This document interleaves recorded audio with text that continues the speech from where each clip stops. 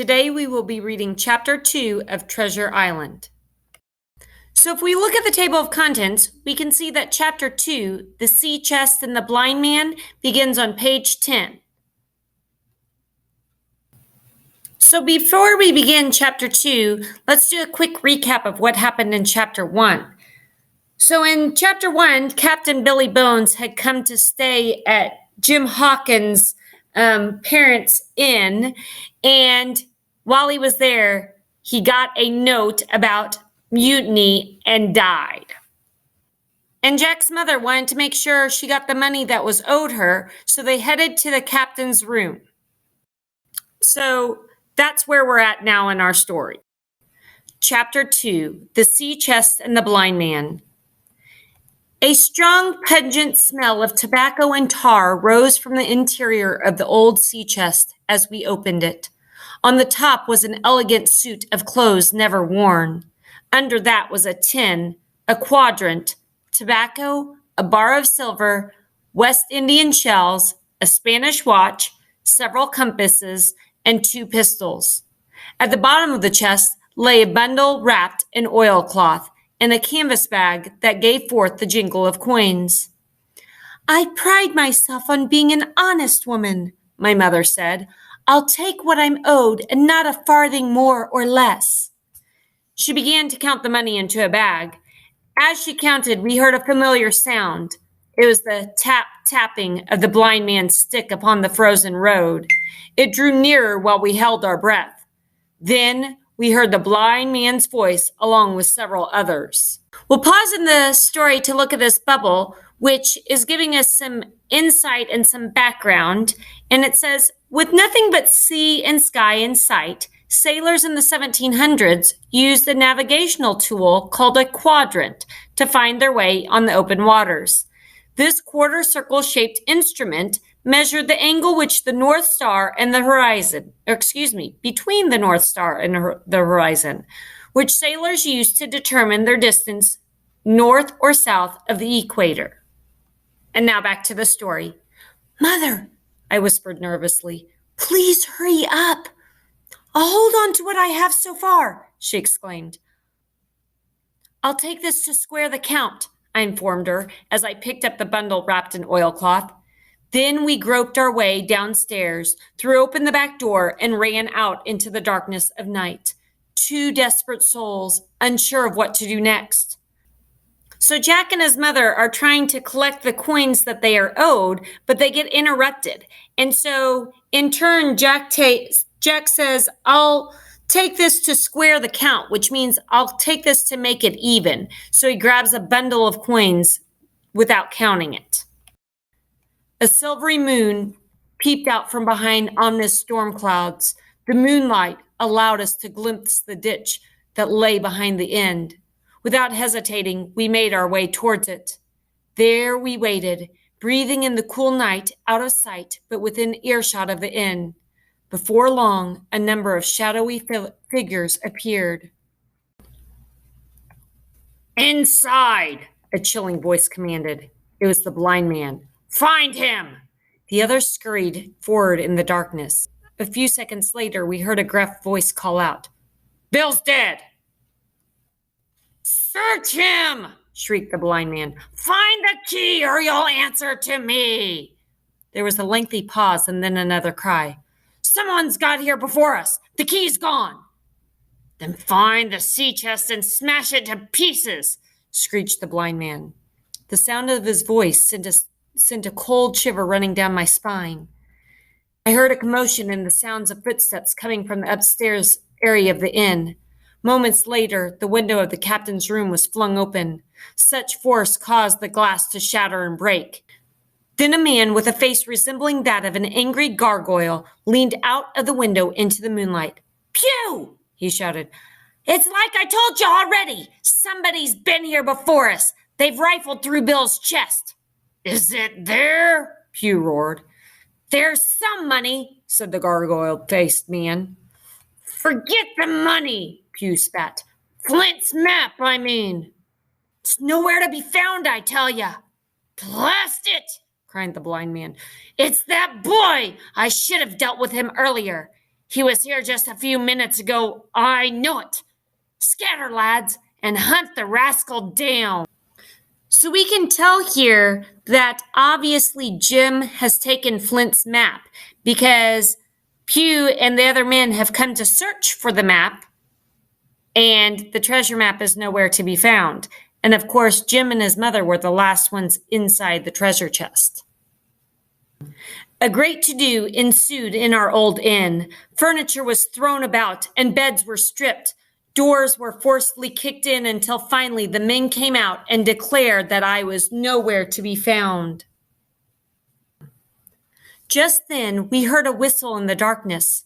I guessed it was some sort of signal. The men had left a guard and he was warning them of impending danger. "There's Dirk," one of them pronounced. "We have to scarp her, and quicks, mate." Pew, however, attempted to convince the others to hold their ground and not flee like scalded rats. "That boy couldn't have gone far," he urged desperately. "That rascal was here no more than a few minutes ago. Scatter and look for him, you lily-livered cowards. Oh, if I had my eyes, what I wouldn't do right now." Two of the men obeyed Pew and began to search around the exterior of the inn, but the others stood in the road, unsure of their next move. Pew sensed the men's confusion. "Get to it," he yelled. "If we find what we came for, we'll all be as rich as kings. Don't stand there sulking. If you had the pluck of a weevil in a biscuit, you would catch him." "Hang it, Pew," grumbled one of the men. "Don't you think we should take the money and run?" "He could be anywhere hereabouts," moaned another. "Let's call it a day and run before we get caught." Pew's anger escalated, and he began swinging his walking stick. He struck at the others right and left in his blindness. They, in turn, cursed the blind man, threatened him in horrid terms, and tried in vain to catch a stick and take it from him. This quarrel saved us. For a while it was raging. Another sound came from the top of the nearby hill. Galloping horses.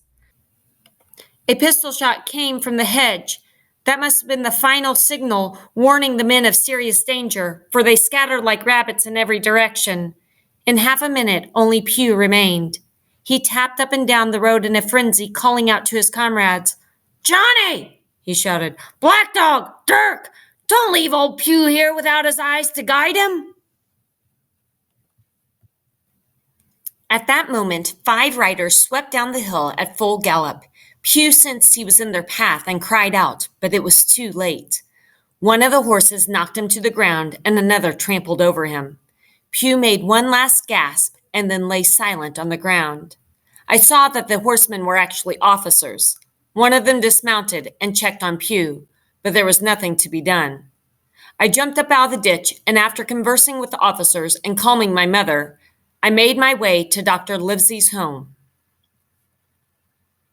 I found Dr. Livesey dining with Squire Trelawney. I told them everything that had happened and showed them the bundle that I had retrieved from the sea chest. At first they were stunned and rather silent, but eventually they were able to think clearly and we began to converse. Now, stunned means shocked, so at first they were shocked that he even had the stuff. "Have you ever heard of this Captain Flint?" Dr. Livesey asked Squire Trelawney. "Heard of him?" the squire cried. "Of course I have. Why, John Flint was the bloodthirstiest pirate that ever flew the Jolly Roger. In fact, Blackbeard was a child compared to Flint."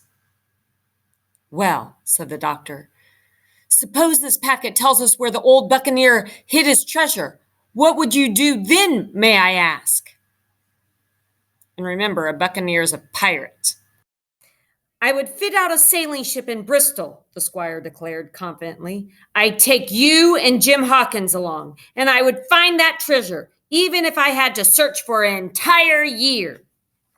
With that said, the doctor cut the bundle open.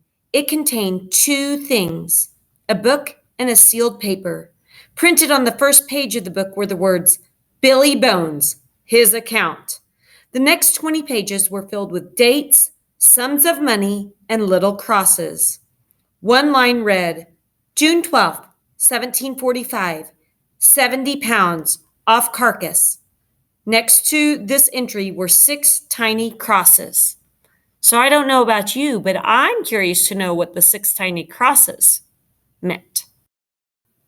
And this little insert gives us some background information.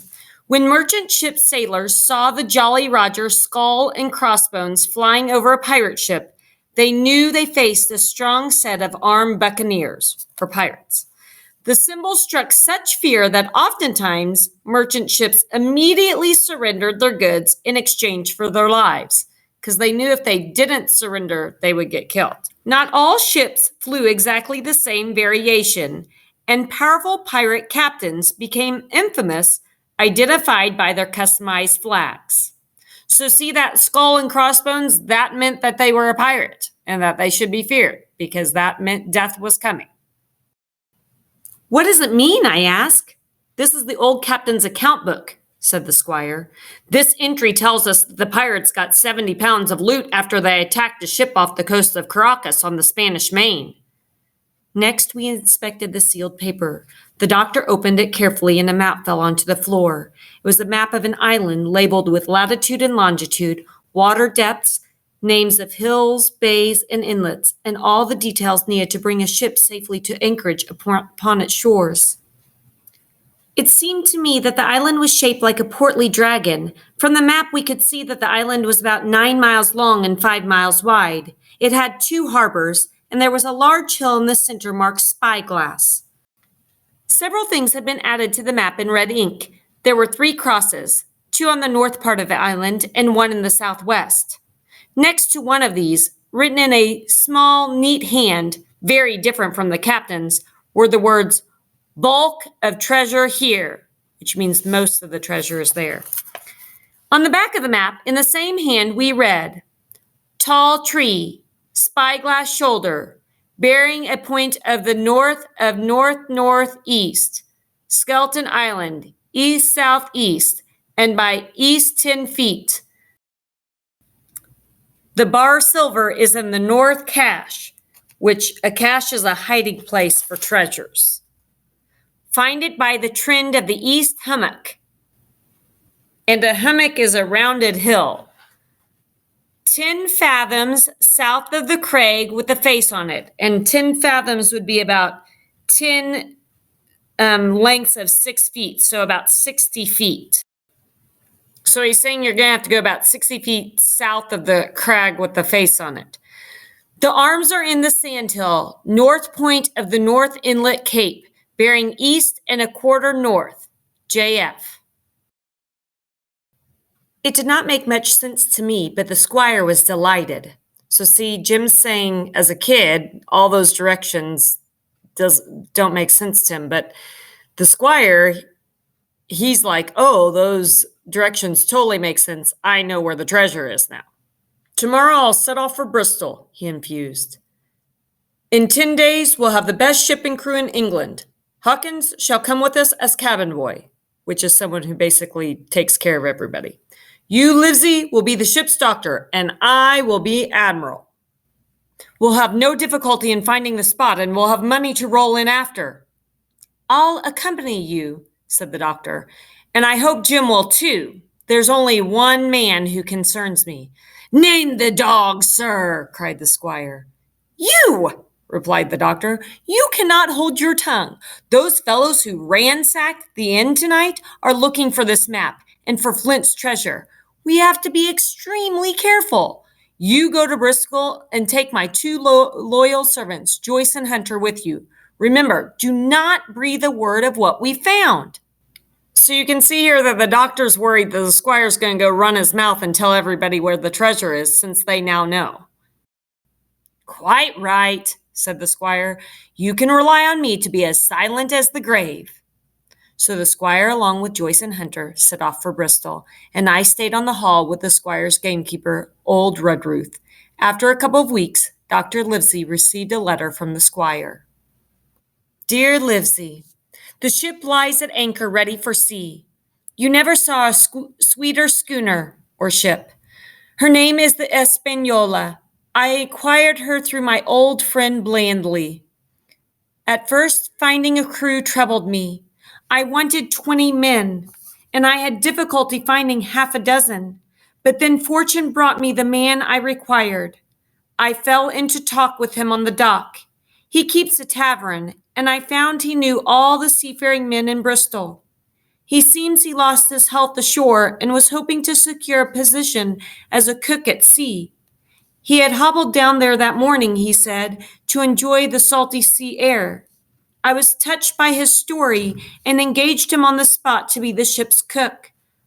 Long John Silver, he is called. He has lost the leg in his country's service.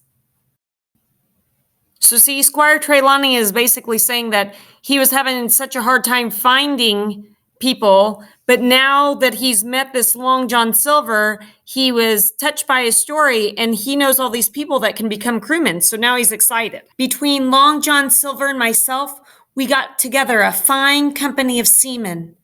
Silver got rid of 2 men I had already engaged. He explained they were just the type of men we needed to avoid for a venture of this importance. I am in magnificent health and spirits, eating like a bull and sleeping like a tree, yet I am eager to lift anchor, so do come quickly. John Trelawney. P.S. My old friend Bellandy has agreed to send another ship after us if we don't turn up by the end of August. He found an admirable fellow for a captain, a stiff man, but in all other respects a treasure. Long John Silvers has unearthed a very competent mate.